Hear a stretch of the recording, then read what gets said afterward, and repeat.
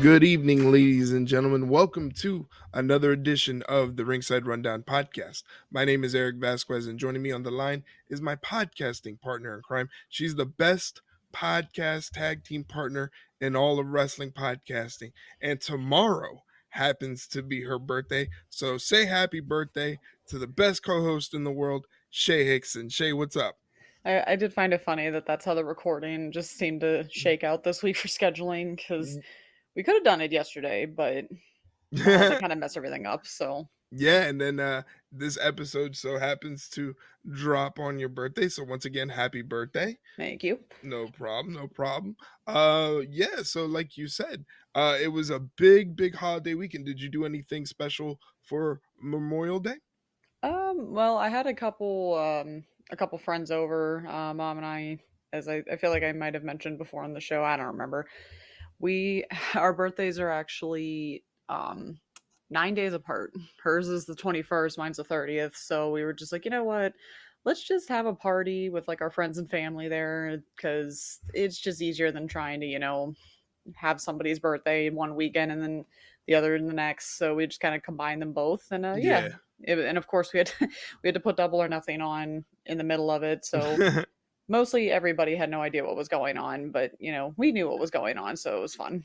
Yeah, you live and breathe wrestling even on your birthday. Even on the days off, yeah. Yeah. So, once again, welcome to the show.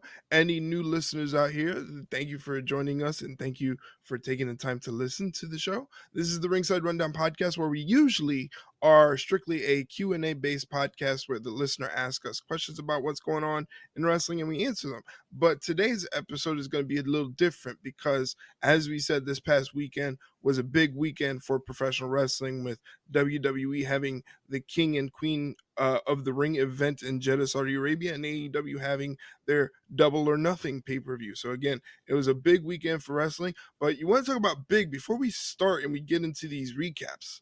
I want to talk about last night on NXT, Oh, probably the episode of the year for NXT. oh yeah, they did not pull any punches, did they? Because goddamn. It was insane, like literally from top to bottom. Even the things that are not being talked about are insane if you think about it. But the night kicked off with the rapper Sexy Red, who this appearance has done so much for NXT in the long run, like the crossover Yeah. between like the mainstream like hip hop culture and now WWE and NXT, that this was a home run right off the bat. It didn't make sense at first. Like people were like bugging out, and then it just fit like a glove. Yeah. Yeah, it was I mean, I've never heard of her, but you always want that crossover mainstream appeal, Yeah. so it And then works. talk about crossover. We find out who Roxanne Perez's opponent is going to be at Battleground, and it was nobody could have guessed it. It happens to be the TNA Knockouts champion, Jordynne Grace. She Like, is, no big deal. yeah, she's just going to challenge Roxanne Perez for the NXT Women's Championship. Like, that is the most mind blowing thing I've ever heard ever, you know? Like, the fact that you could put that into an actual sentence is Yeah. just wild. Like, this could have never happened a couple months like, years ago, so the fact that this is actually a thing now is good. We like this kinda stuff. Yeah, it's exactly like what you said. We would have never heard it before. The old man before the current era of WWE certainly must have been having a conniption once he heard what was going on, Been because there's pissed. no way he was watching NXT. But just Jordynne Grace coming in. It's been reported that this is not going to be her only appearance. I mean, obviously next week she's going to have a match in NXT against a relative rookie in Stevie Turner, I believe her name is.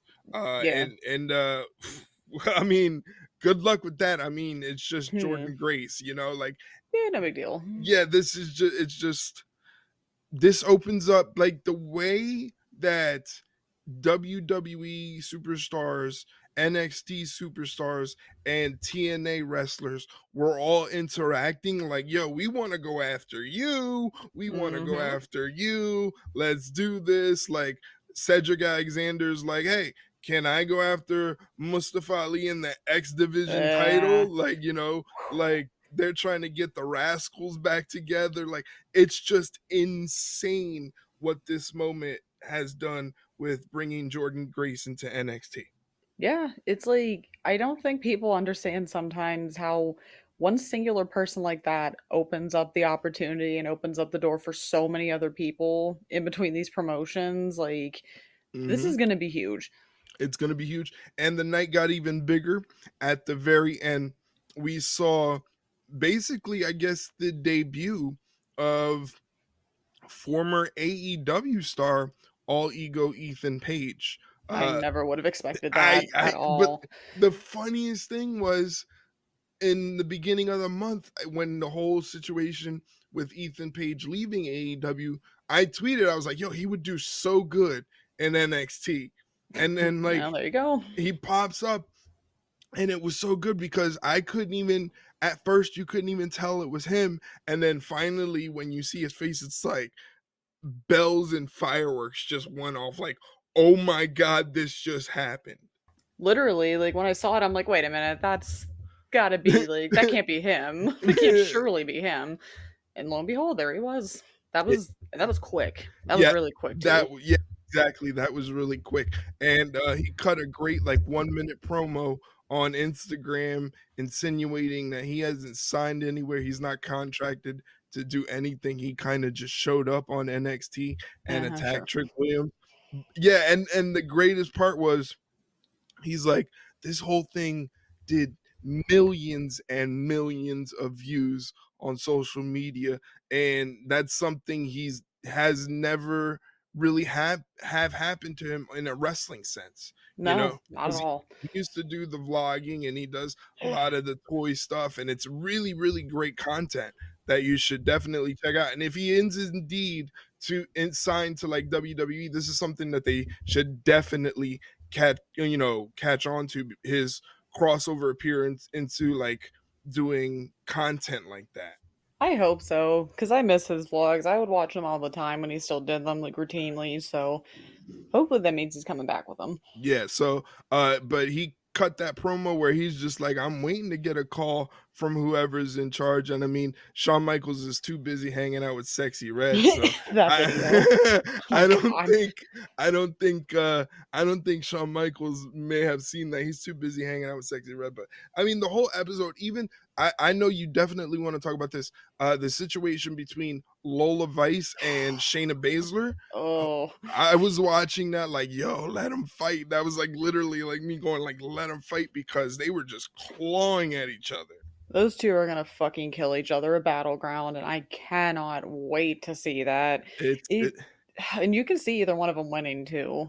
oh, Like, for sure, because that's like that's their background. That's where they come from.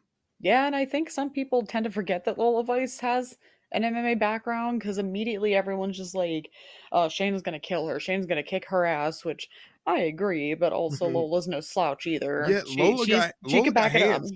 Yeah, Lola definitely has hands. You know. Exactly, and I wouldn't want to mess with her, but if anybody will, it's Yeah, gonna be Shayna. yeah, and like you could tell this kind of like reinvigorated Shayna. Lola cut a great promo at the end before Shayna tried to run up on her. It was just fantastic all around. Like I said, last night's episode of NXT was definitely the top episode of NXT this year. Yeah, the no contest. Yeah, for sure. Well, like we said, today this episode is just going to be us talking about the pay-per-views and the PLEs that happened over the weekend. So you guys can get our thoughts and analysis. We'll also do ratings and things of that nature, so that way you guys can get a sense of how we felt watching these events unfold, over the weekend. So why don't we start with AEW Double or Nothing? It was their big show, technically like their 5-year anniversary. Yeah, I think so. Yeah, I think it was 5 years of AEW because that's all they've been saying. So Yeah, right. yeah, I mean, granted, they should be celebrating that heavy because yeah, they've been through some stuff. They started in yeah, 2019, and then the pandemic happened, and the pandemic is really where they were able to shine and do some really cool stuff. yeah. I agree. I hope they can kind of go back to that magic a little bit. But if the pay per view has any inclination as to where AEW's headed, I'd say it's in a pretty good direction. Yeah, definitely, for sure. Well, it kicked off with Roderick Strong defending the AEW International Championship against Will Ospreay. It's Will Ospreay, you know. Yeah, like Um, that's it. That's yeah, it. That's all we need to say. it's Will Ospreay. I mean, it was a very, very good match, and the only thing that deterred me from being like, "Oh, this is another classic from Will Ospreay," and this is just nitpicking, is the usage of the Undisputed Kingdom, specifically Taven and Bennett. I felt like a lot of their interference was like too much, you know? Yeah, yeah, I would have like the way the match opened up with the brawling on the outside and like Will trying to take Roderick's head off right in the intro with the hidden blade. I love that, but I felt like the referee could have wrapped that up, sent those guys to the back right off the rip, like after that little mini brawl, and that could have been the end of that. Other than that, I felt like this was really, really good, but like Osprey set the bar for himself so high that it was just hmm like it wasn't it wasn't the typical crazy Osprey match, but it was still a really good wrestling match. yeah. I agree, and Roderick held his own in that match too. It definitely wasn't a one sided affair. Oh, for sure. I did like that they once again kind of alluded to Osprey potentially hurting his opponents, and you even saw him. He's like, again, did this Mhm. literally happen again? And Yeah. I thought it was interesting, and well, I'll explain a little more as we get to a different match later in the night. But I thought it was interesting how Callus is like, nope, just drop him on his head. He's already going to the hospital Yeah. anyway, like a psychopath.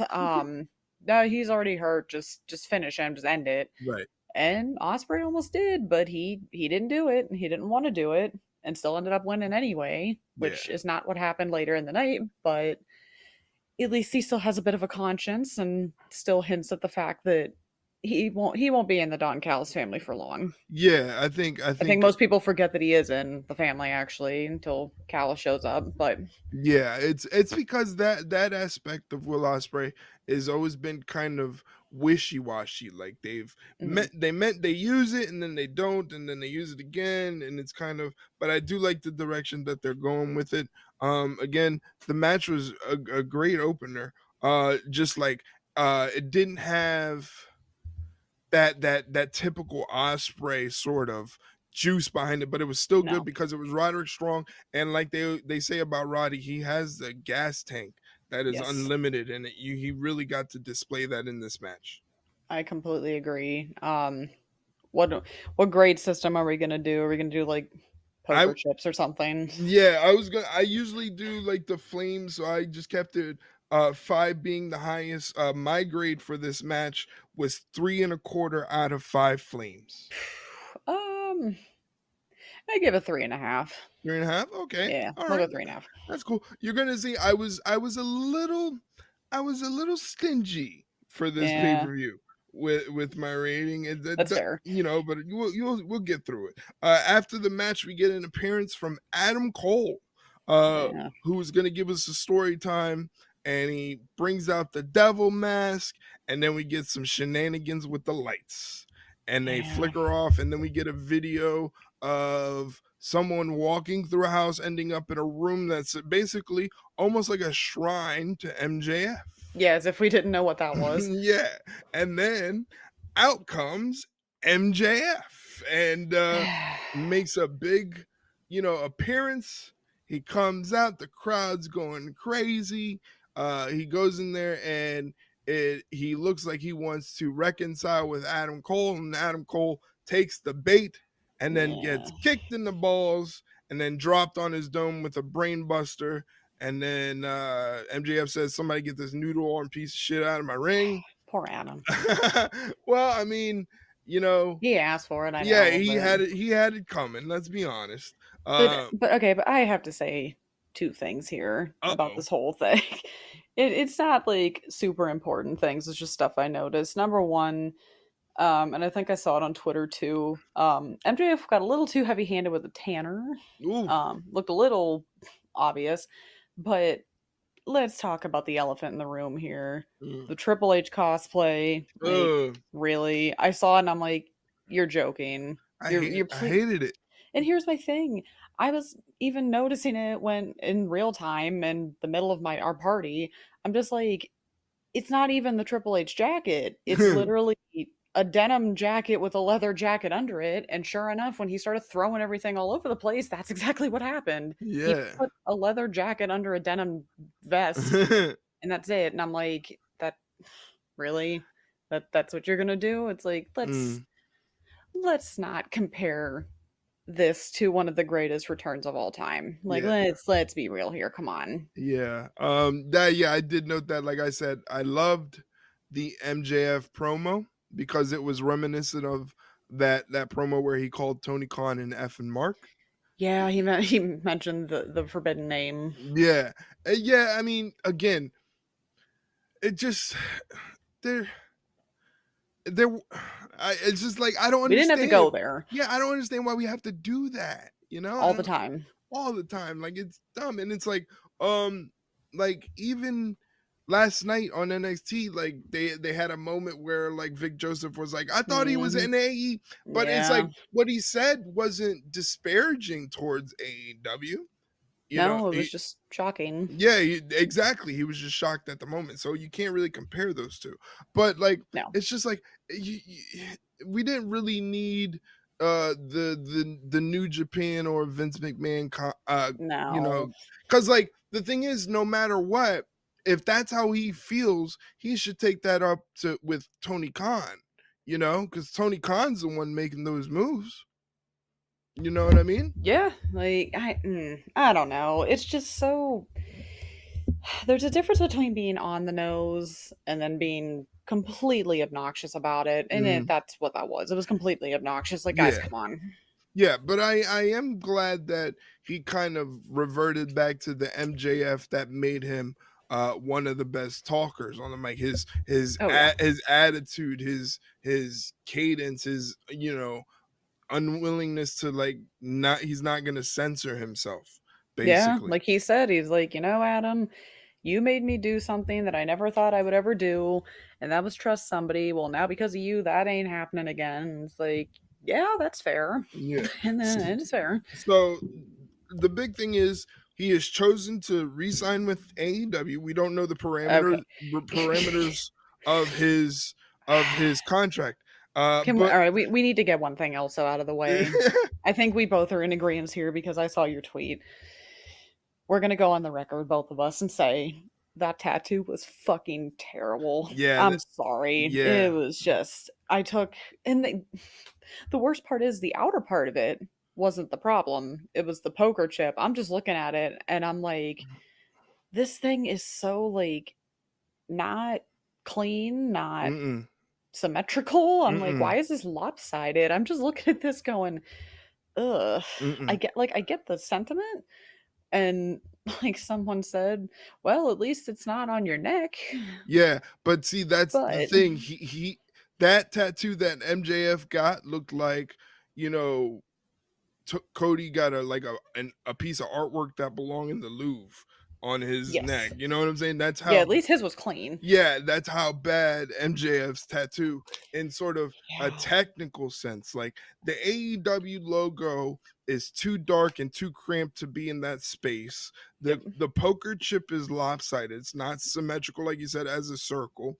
Nope. And the biggest thing for me is all of the lining on the edge. In about 3 to 5 years, those lines are going to Oof. start to get blown out. And Yeah. what happens is the ink in your skin starts to spread, Hmm. and especially with dark ink, it starts to spread out, and the lining of the tattoo almost starts to get blurry, Yeah. basically. Yeah, it does. Yeah, and because those lines were just way too thick and just like way too not clean at all. You can just Uh, tell it was just a bad tattoo. A ba- it's gonna look. yeah, it was Yeah. it's a bad tattoo. Take it from someone who we are covered in tattoos, both you and Yes. I.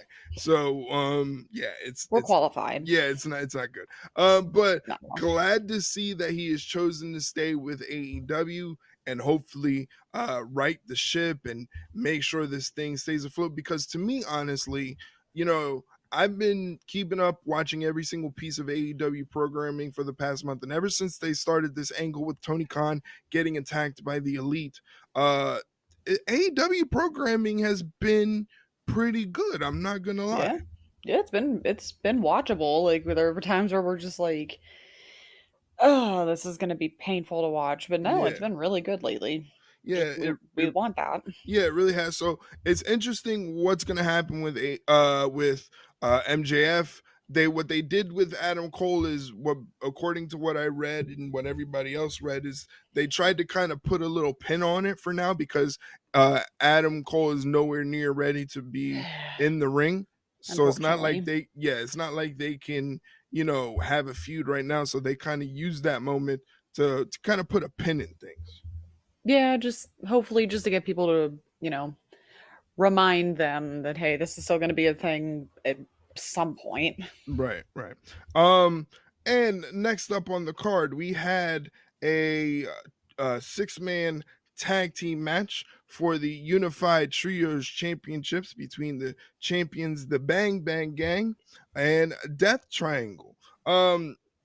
This match was okay to me. Like it Yeah. was, it wasn't anything mind blowing, It seemed and off. yeah, and you can. There's gonna be a pattern that I'm gonna bring up a little bit later as we go through the card. But the most important thing is we saw the return of Juice Robinson, Yeah. who's on the shelf with an injury. He helped Bang Bang Gang retain the trios championship, and again, this match wasn't anything to go crazy over, which is kind of disappointing because you feel like the Bang Bang Gang, you get high on them, you think they're gonna go somewhere, and then they just have decent to run of the mill matches, and you're like, these guys need to pick up traction. So my theory is they bring back Juice Robinson, and Juice Robinson kind of slides in the role of what Jay White is doing right now, and he's kind of running with the guns, and then that can help Jay White kind of focus on a singles run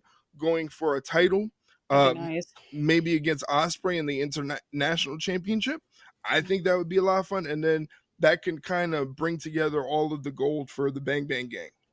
That would be nice because I think Jay, let's be honest here, Jay deserves a little better than being in this group. Like the group is okay. It's just it's a total misuse of a guy that like everybody in the world wanted to have on their roster. Yeah, it's holding him back. Yeah, yeah, it kind of Yeah. is. It kind of is. And like I said, like you can easily just slide Juice Robinson in there. Hell, you could even give him the title and be like, hey, you take care of that. My focus is now on this. It Yeah. doesn't mean he has to leave the Bang Bang Gang and not be associated with them. It's just his focus right now is at least to be on a singles championship. Yeah. Yeah. Yeah. Hopefully that does happen because God knows he needs it. At least he was off the pre-show this time, Yeah, yeah, that's a step up, that's for sure. I In guess. terms of a rating, like I said, it wasn't anything to go crazy over, but it was still solid. I gave it 3 out of 5 flames. Yeah, I'd say three is pretty good. It was average, Yeah, serviceable. it was average at best. Next up for the AEW Women's Championship, we had Timeless Tony Storm defending the title against the Professor Serena Deeb. I really, really enjoyed this match. I thought from a technical standpoint, it was a lot of fun to watch. Oh yeah, I agree. I will say I remember Serena Deeb saying this was going to be the best women's wrestling match in AEW history. It did not get up to that level. No. I don't think anyway. But it was still a really really good match. And probably kind of saved the crowd a little bit from Yes, yes. Jay and them, so kind of brought them back up. I like that little touch of a little bit ago, Tony throwing in the towel for Mariah so she didn't get hurt. And Mariah wanted to do the same for Tony, except Luther wouldn't let her. And then Tony thought Luther was the one that was going to do it and like threw the towel into the crowd. Mm. Um, so I did like that. That's a little maybe I don't know, dissension possibly, Yeah, like but seeds planted. yeah, because let's be honest, I as usual was waiting for Britt to show up or Jamie. That didn't happen. So right now, who the hell do you have that can go even close to beating Tony, not named Mariah May? Because let's be clear here, she is probably one of the best things AEW is going right now. Mm-hmm. For a lot of reasons. But let's not take away from her wrestling ability. I get that the shenanigans she does and that one gif that I'm not going to talk about too much on this stream for obvious reasons because this is a family show. yeah, but I enjoyed it, but not really the point. I mean, we talked about it over Twitter DMs, but I think the problem is they kind of forget that she's more than just a pretty face Yeah, because she's gorgeous. Don't get me wrong. She yeah, is stunning. However, I also know she's a very, very good wrestler and she yeah. backs it up every time she's in the ring. So if somebody's going to take this title off of Tony that's not named Britt Baker or Jamie Hayter, why not Mariah? She could do it. Yeah, I mean, yeah, like you said, I honestly think she is the perfect combination in terms of her appearance is the perfect diva, Yes. basically. She Yep. has The she has glamour. the yeah, she has the appearance and the makeup of a perfect diva, but she Hmm. has the wrestling ability of like a Molly Holly. You Yes. know, Yep. she is that good and that technically sound, and she's going to be a big star for AEW in the future. And in terms of the match, like you said, I gave this a little bit of a higher rating because I did enjoy the technicality of it and the Mm. simple fact, like you mentioned, it kind of brought the crowd back from um they kind of had the high of MJF coming back, and then the six man wasn't all that great, but this match kind of brought them back, so that's why I gave it 3.25 out of 5 flames. Oh, I was gonna give you know what? I'm giving it 4 flames. 4, all right. Because not only did it have obviously the technical wrestling ability and all those cool moments, they also sprinkle a little bit of comedy without going overboard with it. And then, like I said, just that little like hint of Mariah and Luther kind of going at it a little bit because she was just trying to repay Tony for what she did to her, even if it would, cost her her title. Mhm. And also because of the fact that they got me a couple times. I genuinely thought Serena was going to win that title Yeah. on more than one occasion. So I think it deserves 4, at least for me. All right, no problem. 4 star or 4 flames. Not bad, not bad. And then next up, we had a little bit of a grudge match between former best friends Orange Cassidy and Trent Beretta. This I was looking forward to this because I am like the story of the transformation of Trent and how he took out Chuck Taylor and for I guess it's true what they say. Chuck is done in terms of wrestling Yeah, forever. Thank you, Trent, for being a jerk and doing that. And like literally. the story of why did he have a change of heart? But you factor in Orange Cassidy, who like is essentially still Orange Cassidy, but he feels like a more aggressive Orange Cassidy. Yeah, and I like the touch too of obviously he got Where's My Mind back, which Mm-hmm. is good. My poor dad's gonna be mad because he like Jefferson Starship, so Yeah, this song is in one of my playlists, so I was like kind of bummed about yeah, right. It was in my wrestling playlist, it. but we can go back to Where's My Mind though. But then I also like that touch of Orange usually wears that very faded, like acid wash, almost like denim. Mm-hmm. But he had the dark denim, he had the black t-shirt, and he had the black Ray-Ban. So I'm like, ooh, this is he means business tonight. Yeah. Because I don't think he's actually, as far as I can remember, he's never done that before. It's always been the same color, same shirt, same Right. glasses. So the fact that I think that he's never done that before, and he's dealt with some shit before, he's had some pretty fun storylines and rivalries, but to get to the point of having a darker, literally, version of Orange Cassidy, you know that it was personal. The lore of Orange Cassidy. And yeah, the lore and the lore continues to grow because I like that.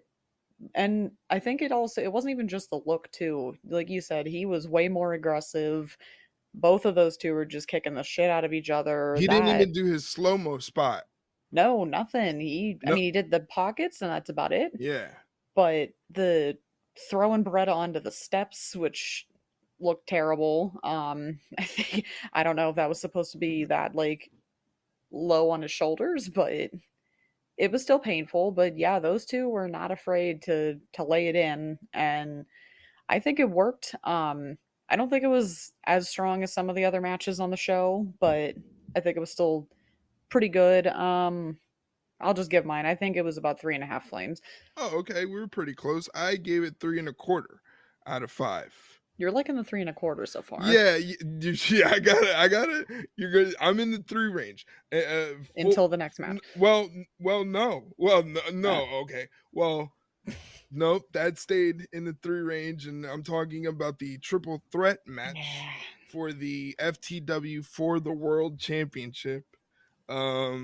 Jericho defending the title against Hook and Katsuyori Shibata.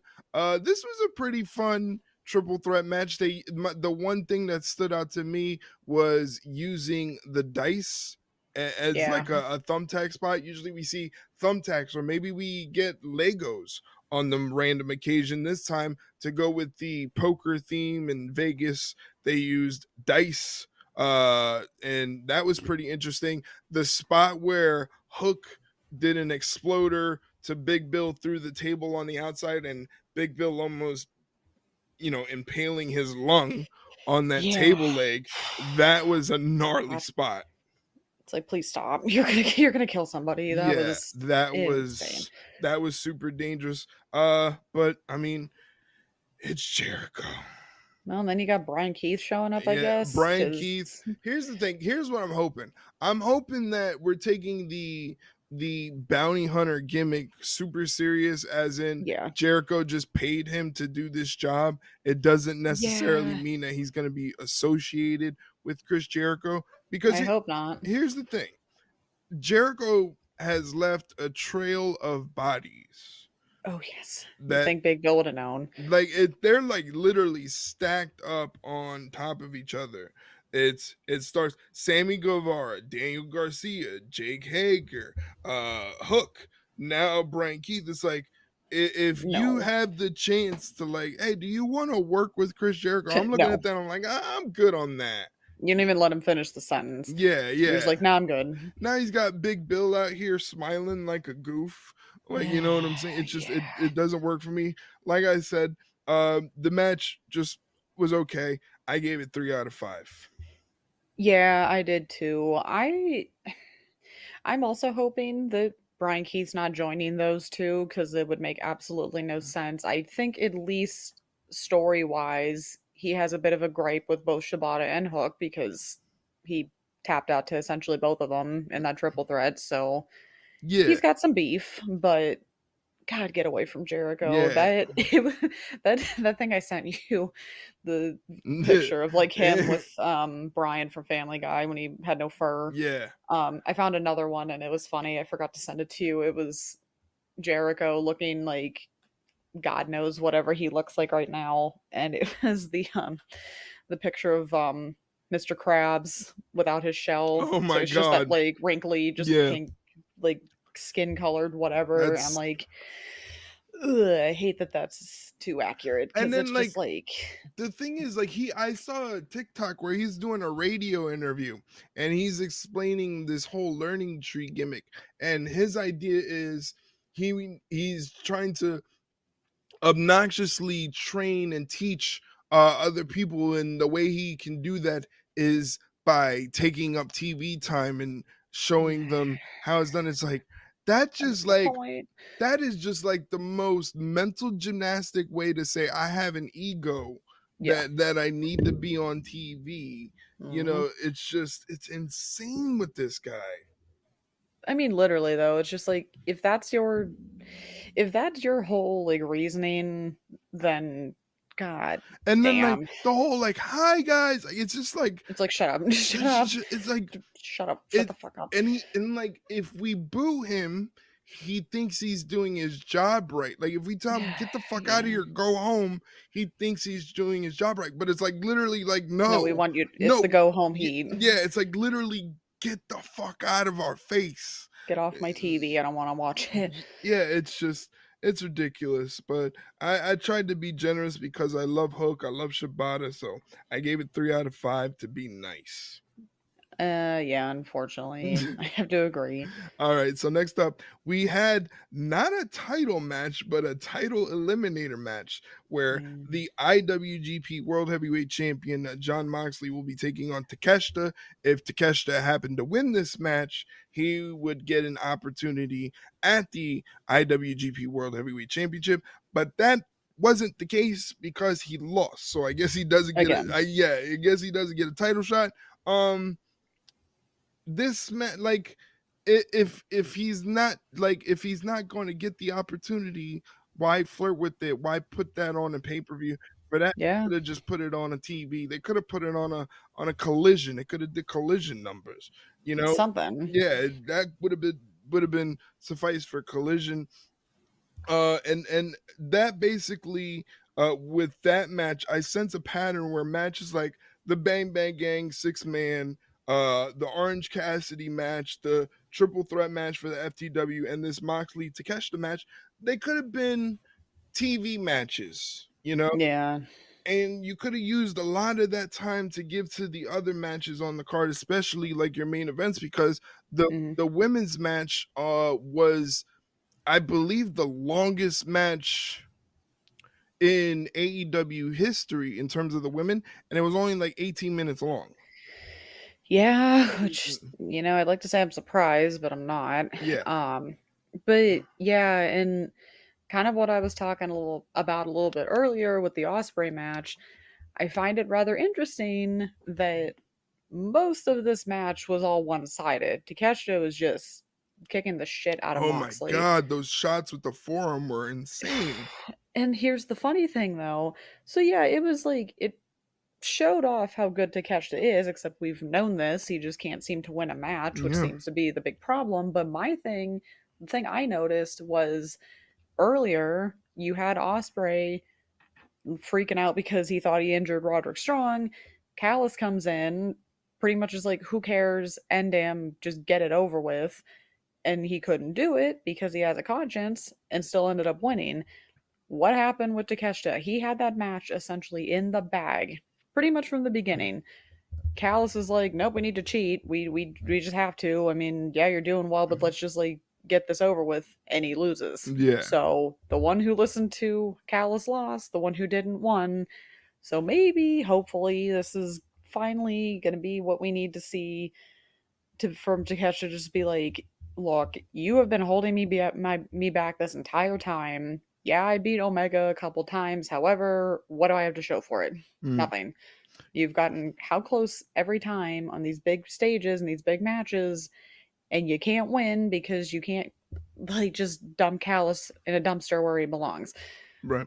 I would honestly love to see Takeshita separate from Callis, but I still hope. be that dark sort of n- not evil, but like kind of heartless kind of Yeah. performer where he has that killer instinct. He was just in the wrong sense of guidance, basically. Yeah, essentially. It's like he thought he could benefit and it didn't work and it just Yeah. happens sometimes. So it's like now that I see it doesn't work working with Callus, I'm gonna go on my own and I'm just gonna be unstoppable because no one's gonna be able to stop me. No one's gonna be able to tell me no.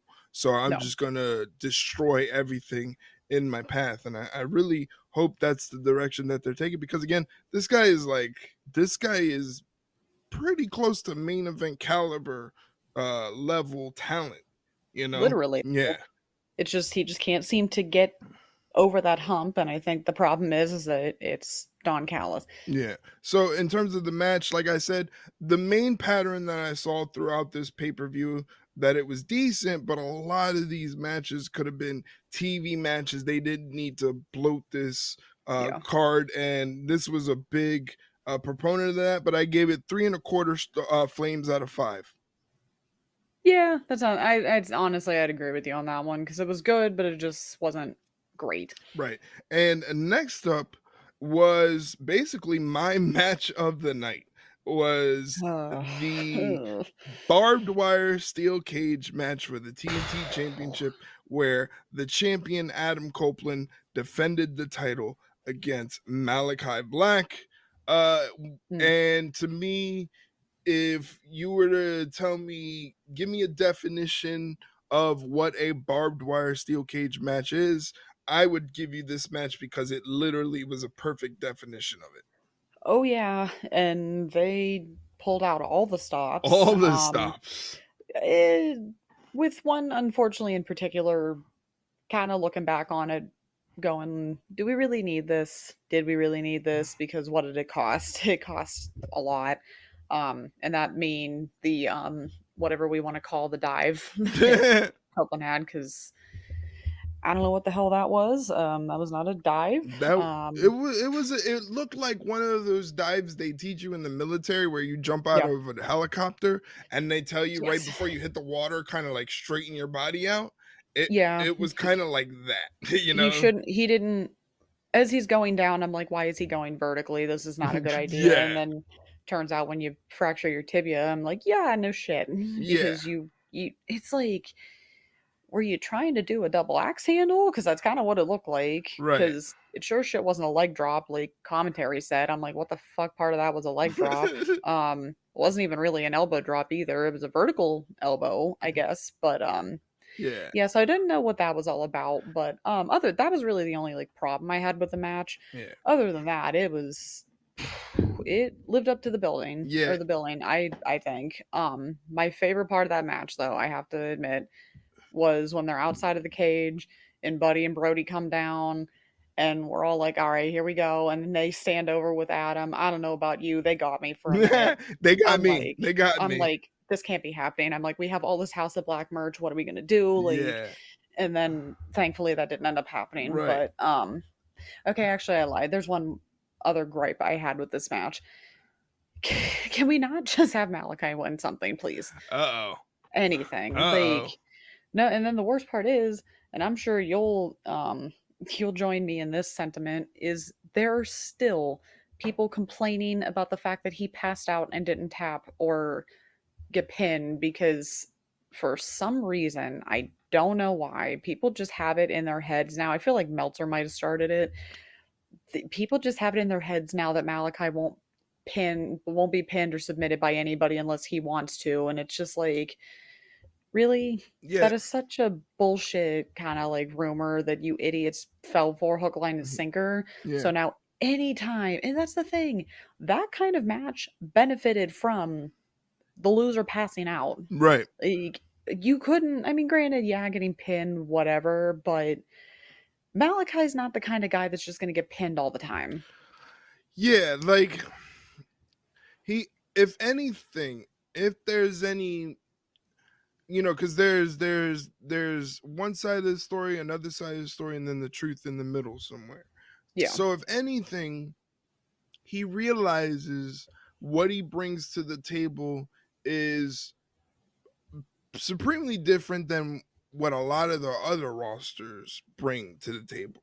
Oh, yeah. Like in terms of his creativity, what he can do with stories, he literally was giving you the storytelling aspect that a lot of AEW matches lack. You know, Yes, in exactly. this era where everything needs to be storyline, storytelling, cinema, aura, all of that. He was trying to give you that with stealing the wedding ring, keeping it hostage. Then you had the fake turn of Buddy and Brody.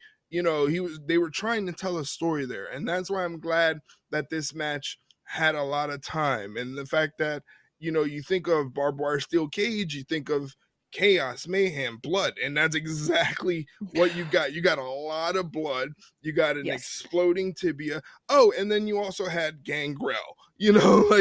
and Yeah. it was funny is because like Edge, he owns the copyright and patent to the Brood and all that stuff. But I was like, man, the Brood's really like without Gangrel, it's It's not not the it's same. not the same. Like we've been wanting that Gangrel. That's why the idea that like they were telling him in WWE that nobody would remember who Gangrel was, that idea was preposterous.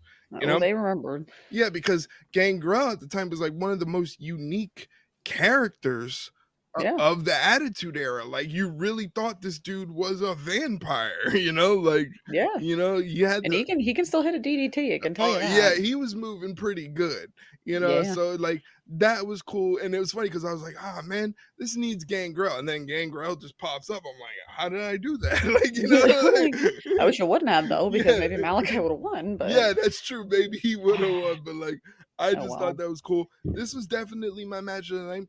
It's funny because Oh I, yeah. I rewatched the show. Originally, I gave this match 3.75 out of 5, but I maybe will bump it up to And 4. yeah, we got to give it a 4. And Yeah, now hopefully, I don't want to say hopefully because it sounds bad, but since Copeland's going to be out for like what, 6 months at this point, yeah. can we give Malachi the belt now? No, they're Like, they're totally they're gonna pull a Eric Bischoff Triple H and just hand him the title. The EVPs are gonna hand Jack Perry the title. oh, I'm going to be so fucking mad. I'm going to scream. I may scream. Yeah, remember when Eric Bischoff just gave Triple H the World Heavyweight Championship, the big gold belt, no match, no Yeah. nothing. He's like, "Here, now you're the champion," and everybody was like, "What the fuck? Are you serious?" Like, that's exactly Yeah. what they're gonna do. They're probably just gonna take the TNT title because they're the ones that on Dynamite, as we're recording this episode, they were the ones that were gonna make the announcement tonight on Dynamite as to what happens to the TNT Championship. We don't Yeah. we don't know what's gonna happen, but like if I was doing it, I would that's what I would do. Piss people off Yeah. even more and make Jack Perry look even more like a dickbag. Just wait a minute. Hold. I swear to God, I'm just looking right now just to see what's going on Don't tell because me, don't spoil I'm not it. gonna say anything. I'm just looking. But yeah, I guess I'll bump this one up to 4. I'll Oh, come on, give it a 4. I'll give it a 4. I'll give it 4 out of 5. What are you going with, 4 too? Oh, come on, yeah, 4. 4? All right, Yeah, we'll 4. go 4. All right.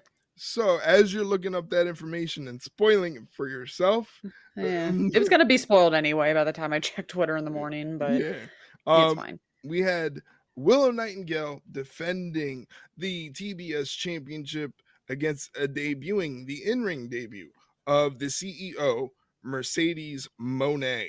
I gotta say this was pretty good. This was a pretty good match. It was refreshing to see Mercedes out there doing her thing. I honestly feel like she definitely stepped up her game. Unfortunately, like since she left the WWE in terms of her stuff that she did in Japan, I only Mhm. saw clips and bits and pieces of it. I never saw a full match, so I never got the full scope of how much she changed after she left WWE.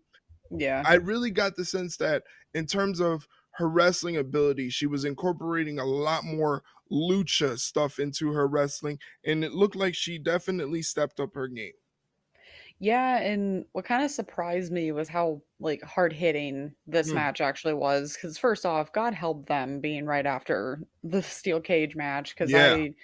I saw that and I'm like, "Oh, that was not where I would have put them," but anybody that would have been in there would have been fighting an uphill battle, but I think they did rise to the occasion. I wanna say it was worth the 2-month, like, in between the debut and the actual match? It's kinda hard to say because I'm not gonna say it was, like, a five-star instant classic, but Right. it was still really, really good, Yeah. and I even remember we were rewatching it because obviously it's kinda tough to watch it when you have, like, 20 people in a room and you don't know what's really going on, but I remember when mom and I rewatched it, I remember making the comment that I'm wondering if these 2 actually genuinely don't like each other Ooh. because they are laying it in heavy. They are not holding back. So I think that's a pretty good sign if you genuinely don't know if they actually like each other or not because they were not holding back Yeah. at all. Yeah. And They were bringing a little bit of Japan into the show. oh, and they did. And it's just a shame that poor Willow had to hold that title for a whopping month, if that. Yeah. But that ending after the aftermatch stuff is what made me so sad. Well, I knew it was coming, but I still didn't want it to happen. the one thing I kind of don't want to be nitpicky about, I can't help but mention that Mercedes is really going to have to work on that finisher. Yeah, that finisher was bad. That fin it just It just didn't work. it doesn't work. It doesn't work. It like I've seen her hit it wonky and messed up more times than I've seen her hit it clean. Yeah, yeah, that was the one problem I had with the match itself. What I had with the what problem I had afterwards, besides stat breaking my heart, Mm, was the fact that they rushed that so fast. I yeah, hated it. It was literally within what, 3 minutes, right, yeah. and then it was just done. There was no like sit there and just be sad because Stat and Willow aren't friends anymore, and apparently her and Stokely were in and on it the whole time. Before you could even think about that, we're just like, there's like, all right, we're going to the next match. Yeah. Like, why didn't you just let that breathe for a minute? That was so stupid. But uh Again, that's why I said like the matches like Cassidy Beretta, that would I mean Cassidy Beretta I could understand because that was kind of a grudge match. But the triple threat for the FTW, Moxley Takeshita, um, and those matches alone they could have put on TV, and they could have gave yeah. more time to the women's match, because again, this apparently is the longest women's match in AEW pay-per-view history, and it was only 18 minutes long. Yeah. Yeah, So, I agree. so I just but uh, as far as the match, I'm kind of being a little tough here, but I gave it 3 out of 5. I I give it 3 1/4 flames and 1 tear. I still love Stat, but also god damn it. Yeah, but Stat kind of has she's kind of has those vicious nasty tendencies. Like Yeah, she can be a little petty. I'm kind of wondering if I remember when we talked about Camille getting signed to AEW and how she'd be like Mercedes like bodyguard and like she'll talk shit from behind her shoulder because she Mhm. knows that she's got someone to back her up. Right. What if that's actually Stat and not Mercedes or not Camille? Mm. Because it could work. Yeah, I keep forgetting Camille actually, you know, works there. Yeah, yeah. She's the Odyssey Jones of AEW.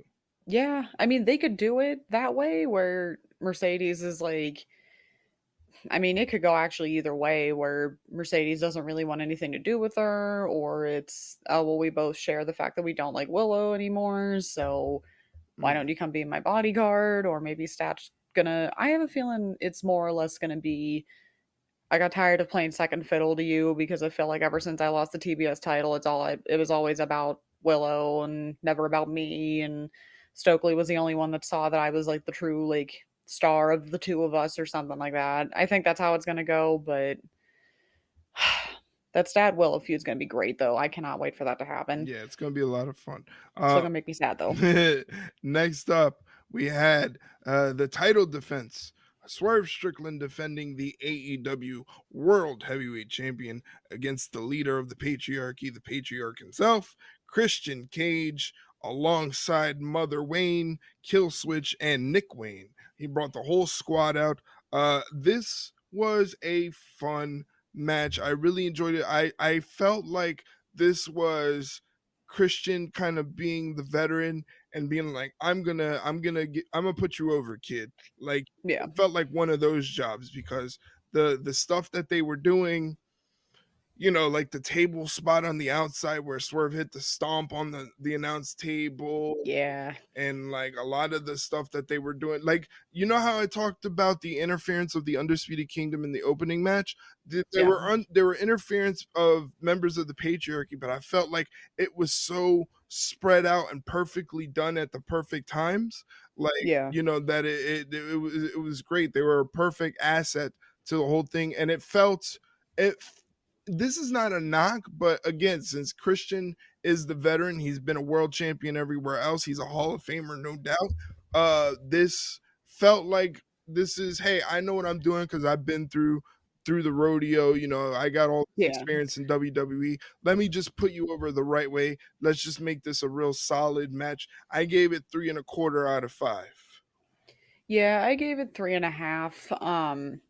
It definitely was different than all the other matches on the card because it just didn't just jump out of the gate right away. Right. They like took their time and built it up. Hmm. Could it have been a little too long? Perhaps, but like you said, I like that they kind of spread out the interference where it didn't seem like every other move something was going on. Right. I like I like that Prince Nana actually got involved a little bit with the pipe. Yeah. That was funny, but yeah, it was very good. I felt bad that it didn't get the actual main event spot, but after what we saw afterwards, it makes sense. Yeah.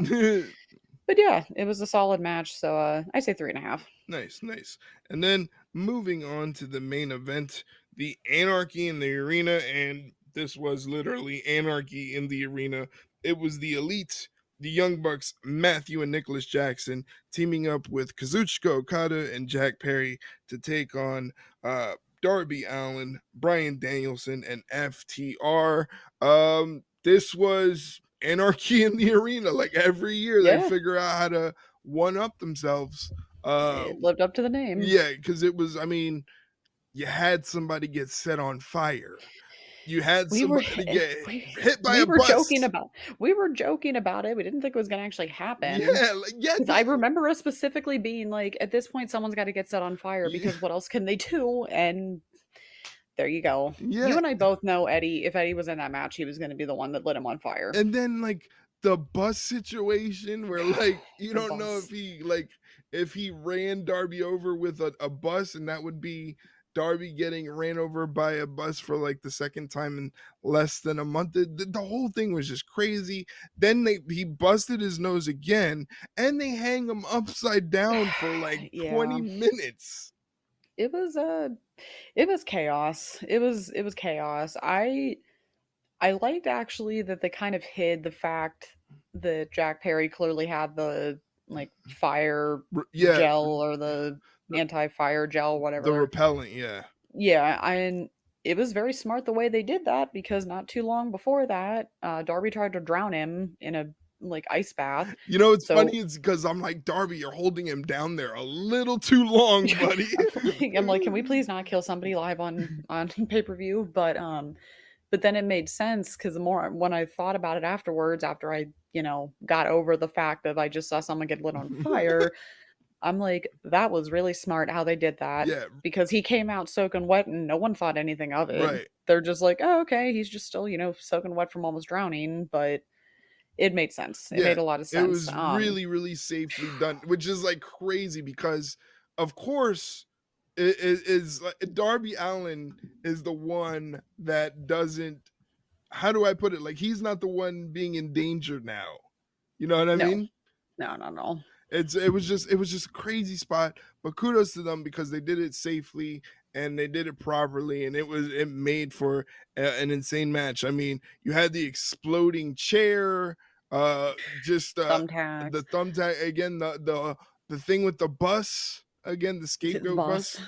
It was Yeah. just it was madness. It was The worst part is, how do you top that? really, really it is, but it feels like you don't even have to top it if you wait to do it again next year. Like don't have another anarchy in the arena until next year, and Yeah. everybody's gonna be like, well, last year was crazy, but this year's crazy. Like they even said it because the year before that, like you said, with Eddie Kingston trying to set somebody on fire, like Mhm. this was a precursor, like Literally. everybody was like, that was the craziest match we've ever seen, and this year they stepped it up. So definitely make it a yearly thing where you can do that. I gave it 3.5 out of 5. I gave it 4 just for the sheer just madness that was in it. There was just so much shit that we can't go through all of it. We could honestly do a whole episode on that entire that entire match. For sure, for sure. This was a solid pay-per-view. I don't think it was knock your socks off, No, I, I don't think anything's ever gonna really top All In from 20, you're all allowed from 21, I Mm, believe. you know, That's still my favorite pay-per-view out of all of the AEW. It's got to be the one. It's got to be All Out. But but you know what's funny is like usually you can get one match out of an AEW pay-per-view that's like, oh yeah, that might go on my match of the year list. And yeah, most likely it involved Will Ospreay. But you didn't get that on this pay-per-view.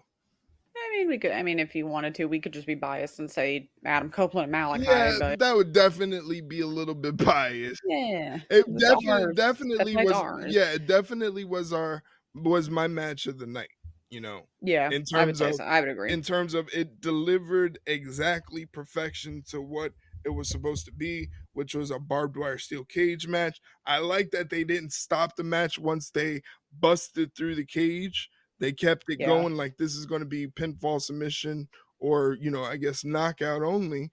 I like that they kept it that way after there was outside work. So it was definitely the match of the night for me. I still think this was a solid pay-per-view. I would give it probably 3 out of 5 overall. give it 3.25 flames. You're so generous and so nice. I I try It, sometimes. it must be because your birthday's coming up, and with old age comes more peaceful wisdom. If you want to call it that, yeah, sure, we'll go with that. Sure. All right. So that is our thoughts, analysis, and ratings for the AEW pay-per-view Double or Nothing.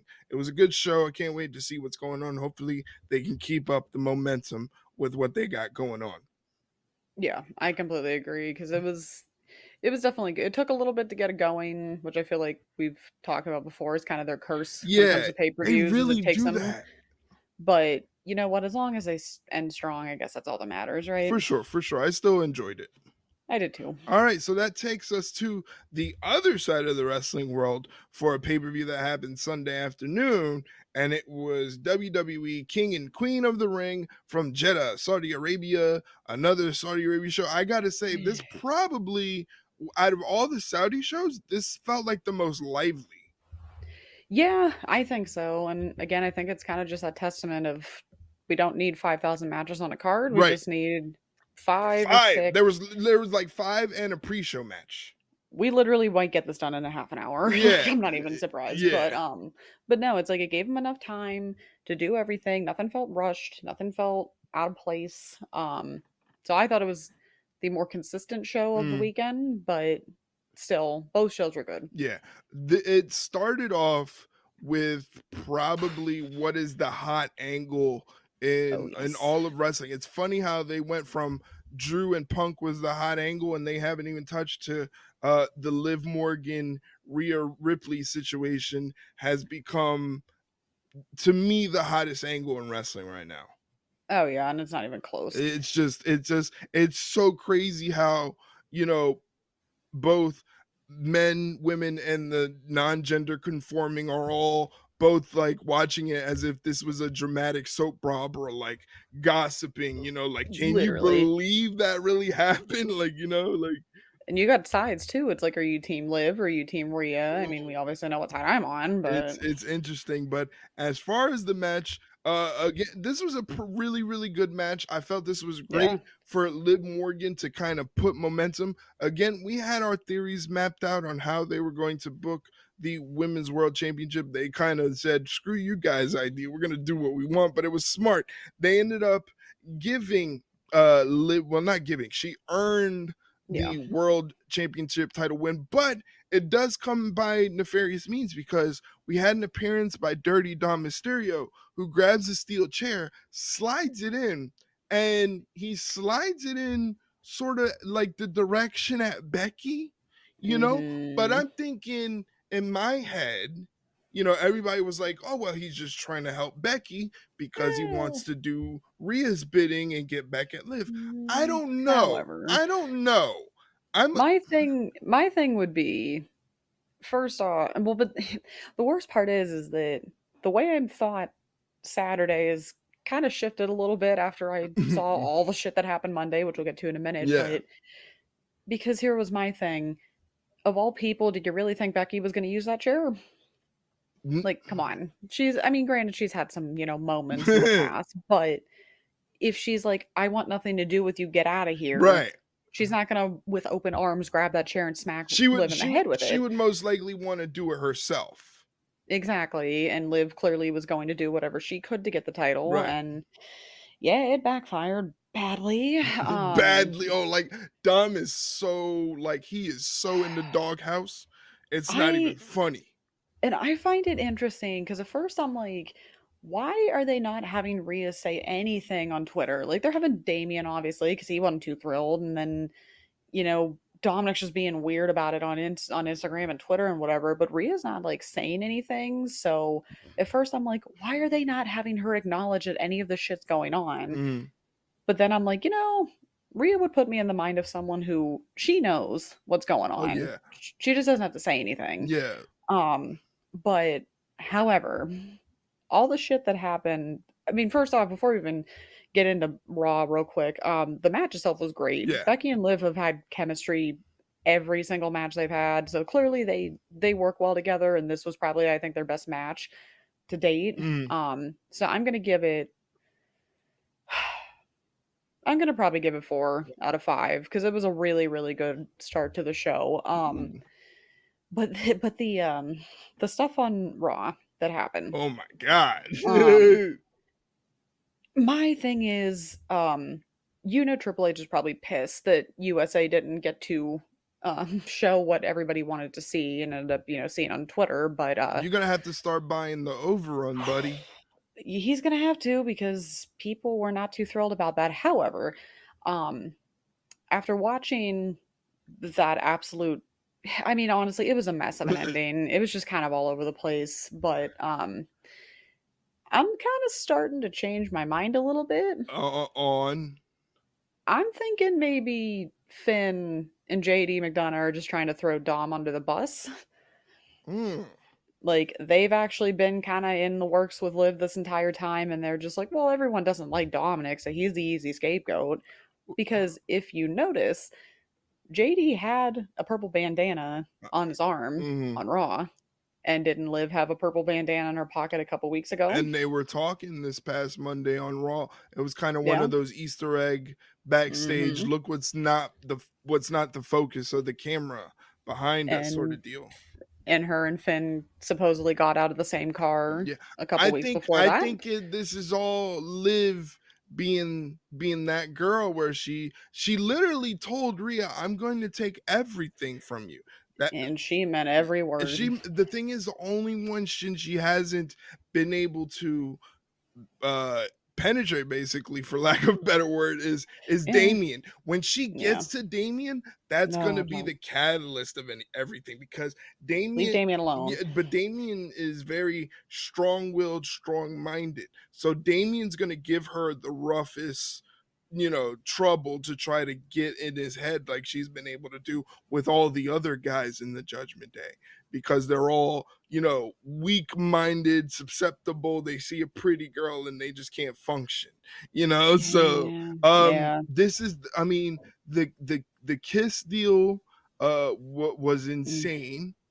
Like, A little wild. It's like, why didn't you pull away, yeah, Dom? like he didn't pull away, but I don't know if he liked it, but he didn't pull away. Michael Cole was pissed at him. Oh, he was. It was like the dad Yeah. yelling at the son, like, "What are you fucking doing?" Yeah, he was like, Michael Cole was mad. Like, this whole thing is He was crazy. The bad part is we didn't get to see it on TV, but the numbers social media wise bad. went Wild. crazy. I'm talking altogether like round about 40 million views. Yeah, I fully believe that too. It's just, I don't know. Like I said, I just have a feeling that they might be throwing Dom under the bus. Yeah, and the thing Because is, he's the easy target. No one likes him. He's slimy and whatever, and he's the perfect scapegoat. right, and the situation I'm on in terms of the steel cage match, it was crazy, but Triple H really showed off his strong suit, which was weaving in multiple storylines in one. You had the Yeah. JD McDonough Judgment Day Braun Strowman situation play a Hmm. part in the main event. Those two things were not exclusive, but Yeah. you somehow figured out a way to weave those storylines into one to make for one chaotic main event. And then, Yeah. like, it's one of those deals, like I've always said, you have to make it so the viewer sits at home and goes, shit, I can't wait another week. I have to know what happens now. Yeah, I have to see where the exactly. story goes now. You're making me wait a week. That's crazy. But the match itself is great. I gave it 3 and 3/4 out of 5. We also have to talk about the Becky Lynch contract situation. Oh God, don't even. I don't know. I mean, I I'm just gonna say this right now. I'm not gonna be surprised if she like takes a break Oh, for a for little bit sure. before she figures out. But I just guarantee you, there's gonna be that stupid little subsection of the wrestling fans that all Hmm. of a sudden are gonna be, oh well, we miss Becky, we want her back. It's like you were the same idiots that didn't even want her near a title for the last like 3 months. So I don't want to fucking hear it. Right. I am so tired of this minority of people not appreciating how good Becky is and like comparing her to Hulk Hogan of all people. Wow. Like fuck off with that shit because it's so that's just a lazy like take. That is so lazy because you're acting as if she's taking the spotlight from all these women when all she's literally done is push and elevate every other woman around her, Yeah. regardless if she had the title or not. So I don't want to fucking hear any of this, oh well, she only cares about like her spotlight and she doesn't want to get it like taken away or blah blah blah. It's like I don't want to hear it. They aren't going to appreciate what they had until she's gone, and preferably not permanently. I'd like her to come back. I would just think WWE would be fools to let her go. Right. I agree with you. I think she definitely is going to take a vacation, which she rightfully deserved. She was going to do that after Mania. That was the plan for her to take Yeah. some time off. The only reason she didn't take time off is because Rhea got hurt and WWE was like, Becky, please, like, Hey, we promise we'll give you the vacation yeah, and she was eventually. like, all right, because she's the consummate professional. It's Like, literally like like literally like John Moxley, what he yeah, did with AEW. yeah, it's just they're professionals. Again, I just love that. Everyone loved it when Moxley did it, and everyone praised him when he did it. yeah, And she, that's a good why doesn't she get the same treatment? point. But I just feel ultimately, I'm a fan of AEW, I'm a fan of WWE. We don't do the playing sides part here on this show. No, We love everything equally. I just feel like there's not much of a machine in terms of marketing and presentation behind AEW to give that to no. Becky Lynch. Will she put more eyes on the product? Will she make a big boom? She'll make a bigger boom than Mercedes and possibly Will Ospreay in terms of just Yeah, star power and name. Like her going to AEW will shift a big movement. It's I just don't see it happening I, I though. don't I don't see it happening because like you have $1 billion marketing machine behind you. And she's loyal too, though. Yeah, she is very loyal, even at times where, because of Vince McMahon, she had all the reason not to be loyal. Yeah, They kind of yeah, definitely misused her and treated her a little not so good. You know what I mean? So it's just yeah, like you wonder what's gonna happen. You can never say never. Nothing's impossible. It just doesn't feel right. She feels like someone you put in that Sting category in terms of wrestling loyalty. You know. yeah, yeah. I agree. Yeah, so we'll see what happens, but either way, the vacation that she so rightfully deserves, hope it's a good one. Hopefully, she can spend time with her husband, who's on the mend, and also spend time with her daughter. Yeah, because people, these are humans after Yeah, all. they You could d- believe it. they we so much talk about an off season, yet we analyze and dissect someone taking time off. Yeah, which is sad, but that's the yeah. Yeah, it's weird. But next up we had the Intercontinental Championship defense. Sami Zayn defending it in a triple threat match against Chad Gable and Big Bronson Reed. I thought this was a solid triple threat match. You want to talk about another story that's making waves similar to the Liv Morgan Rhea Ripley situation, the Chad Gable Alpha Academy story Oh that's yes. happening, that's going on now. What a story. The stuff they did Monday night, I know we're getting away from the match, but the stuff they did Monday night, you can just tell whenever Otis comes to his senses and he stands up for Maxine and Tozawa and says enough is enough, that roof is going to be gone. The people are at a fever pitch for Otis. They want to see Otis stand up for himself. Yeah, I completely agree. And the fact he almost got whipped. He almost got whipped. I honestly thought he was going to make Maxine do it. Yeah. Oh God, would that have been? That would have been That would have terrible. been diabolical. I kind of would have did that if I was in charge. Not gonna lie. I mean, it would have been a good one It would though. have been very like psychologically traumatizing. It would have been uncomfortable to watch, but I guess that would have been the point. Yeah, for sure. I do want to say about the match, it's really good that because the card itself was so small and each match had so much time, we really got to see how good Bronson Reed is. Yeah, I completely agree. I just kind of felt bad because they had a very tough act to follow Yeah, with Becky and Liv. So, but I think they did pretty well. yeah.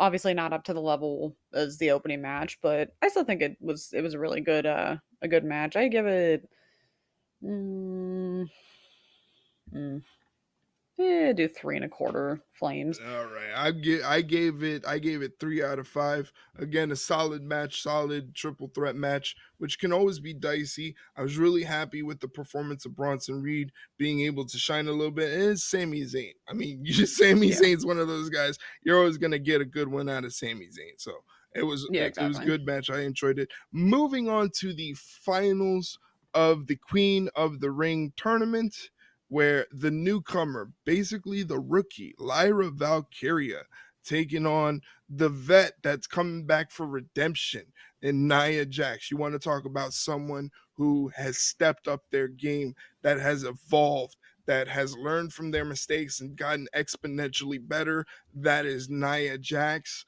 And Yeah. this match was definitely the match that showed that she's gotten better. Credit to Lyra Valkyria, whose presentation with the wings and everything, that was so damn cool.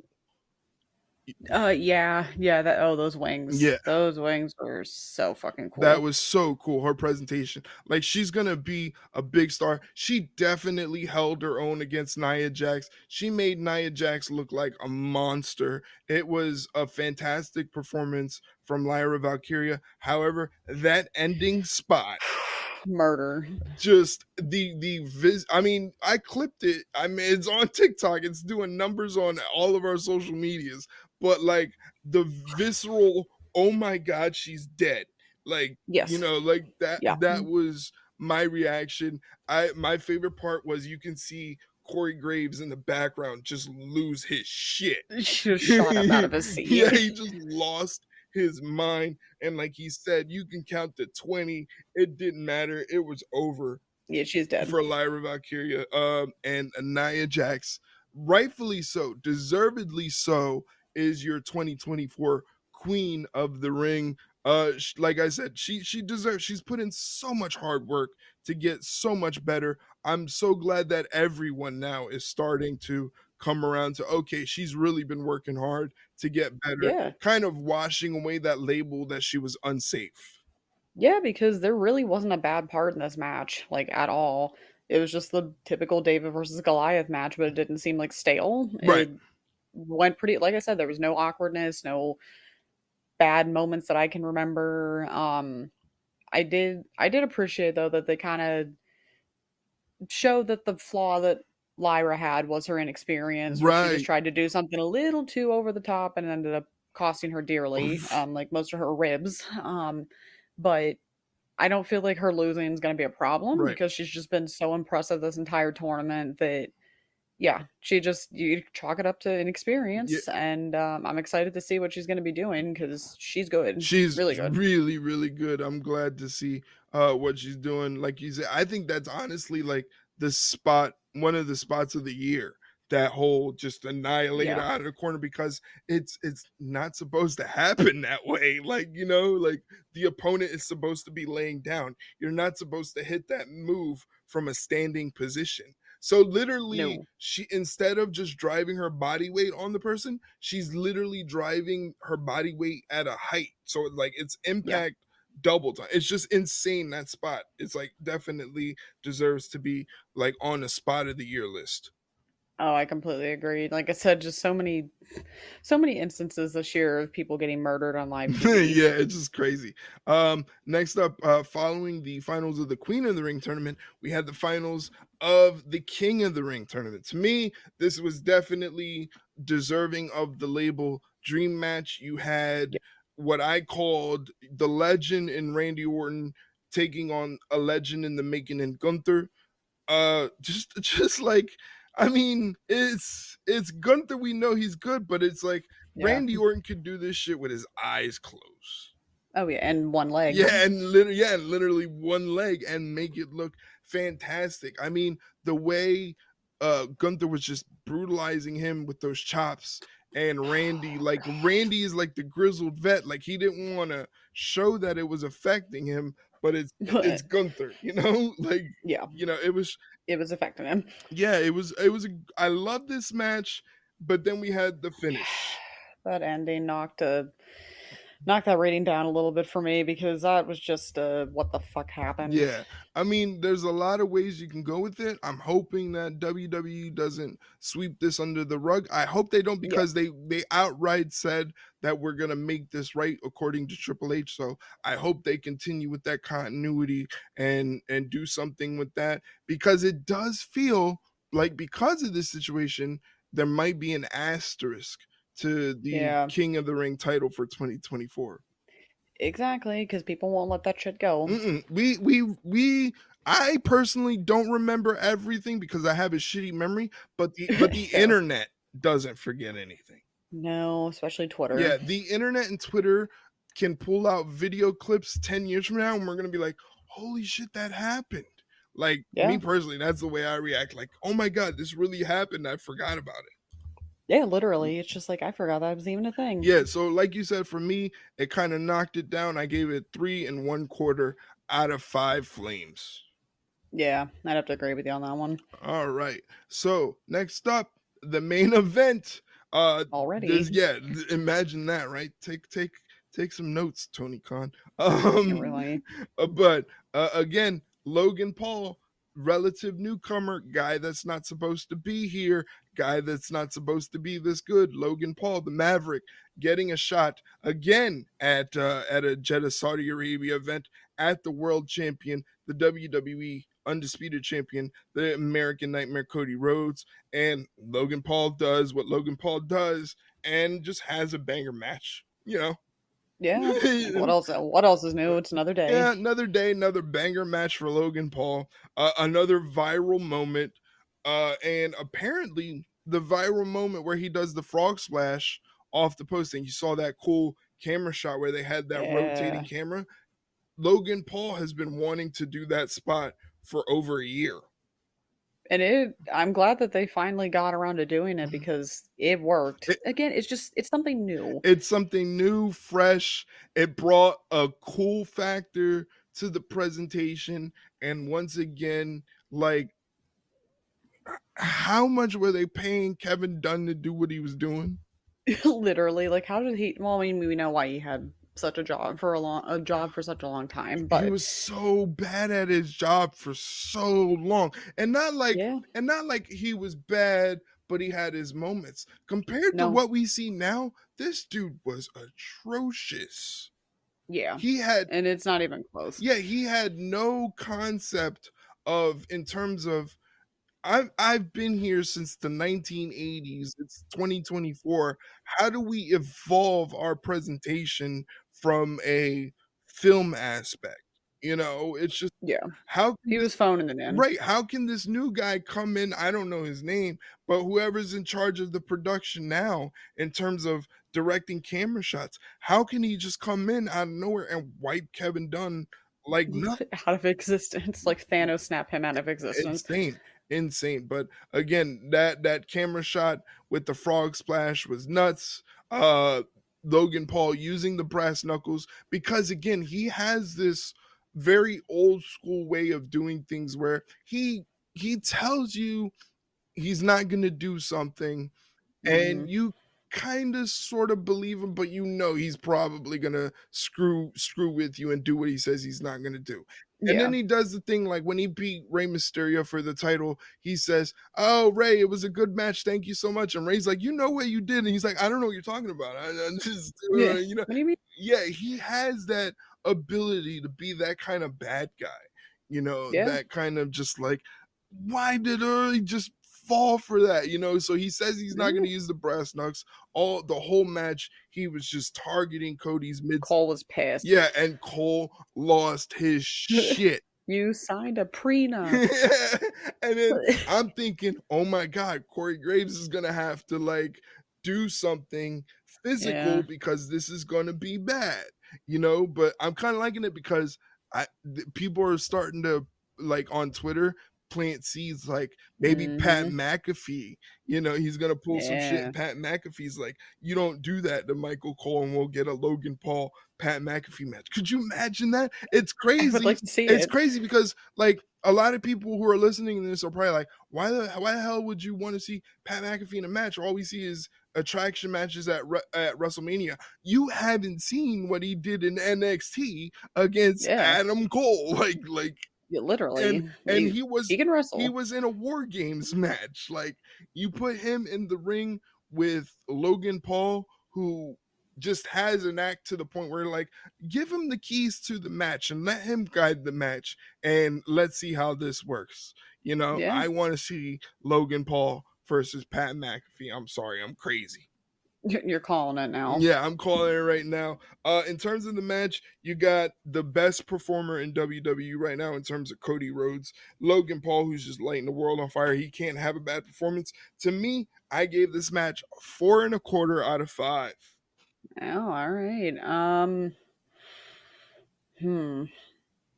Yeah, I'll agree with that You one. like That was good, you yeah. like that one? Yeah. All I'll admit it was better than Becky and right. Liv.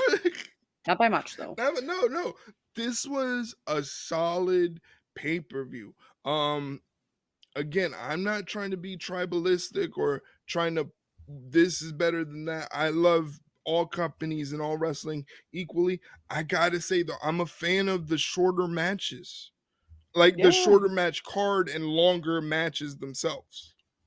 Yeah, like we just want the time. We just Yeah, want the time for these matches, all 5 of right. them, to have enough time as opposed to just, "Why did we do this? This could have been on a Raw or a SmackDown Right, or right. NXT." Right, and the thing is, like, I see a lot of the discourses, like, how can you guys sit through a 3-hour Raw or a 3.5 hour PLE and then complain about Double or Nothing? It's not necessarily that time length.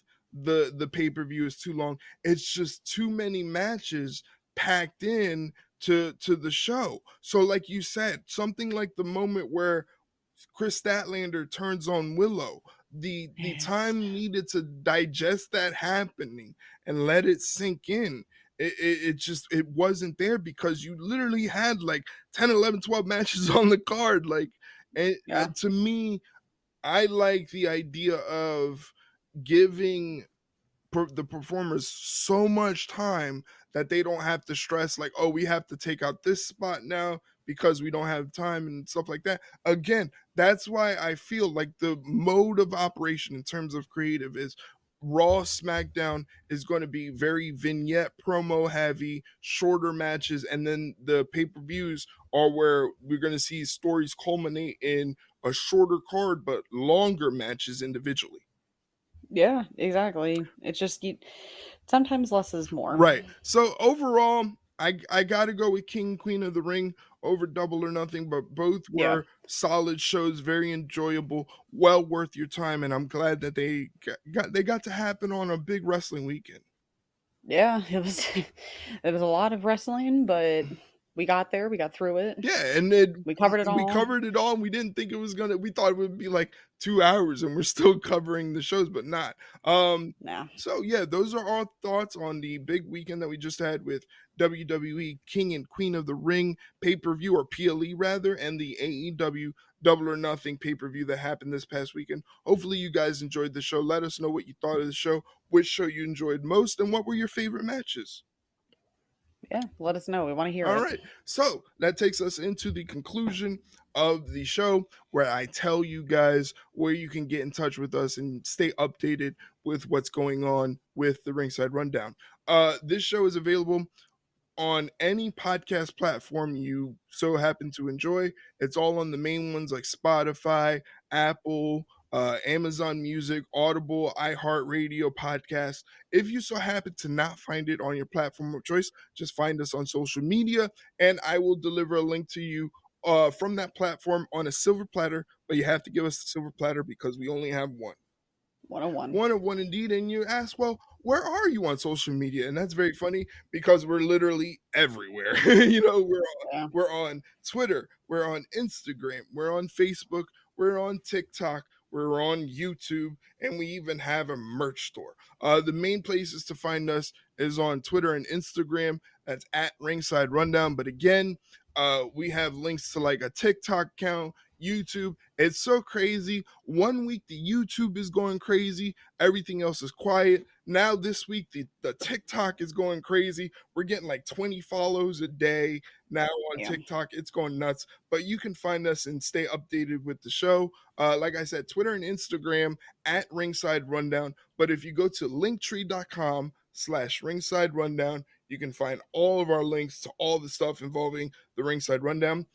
If you want to get in touch with me personally or talk wrestling, you can follow my personal wrestling account. It's at Wrestling Chron. That's Wrestling CHRON. Shay, where can they get in touch with you? You can find me on Twitter at Shailene Hickson21. All right. So there you have it. All the places you can find us and find Ringside Rundown content. Please, please give it a like, give it a follow or subscribe. Tell all your friends and family about it if they enjoy wrestling. Let them know they can be a part of our family. Now, just to let you know, next week we're resuming our normally scheduled programming where we answer your questions because technically that's what we are. We are a question and answer based podcast where the whole show, what we do is answer your questions about what's going on in the world of professional wrestling. So next week we'll resume that format of programming. But for now, we're going to get the hell out of here because Shay has to go celebrate her birthday. Yeah, I gotta go and go to work, unfortunately. Go to work and be a responsible adult. But in her mind, as she's working, she's going to be partying like it's 1999. Pretty much, yeah. All right. So for Shay Hickson, my name is Eric Vasquez. We are out of here. You guys have a good evening. See you later, guys.